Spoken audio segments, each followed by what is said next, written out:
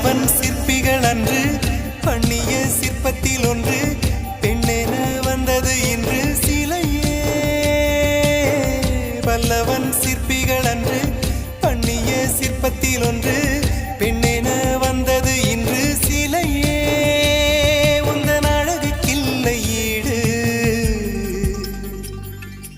என்ன விலை அழகே, சொன்ன விலைக்கு வாங்க வருவேன், விலை உயிர் என்றாலும் தருவேன்.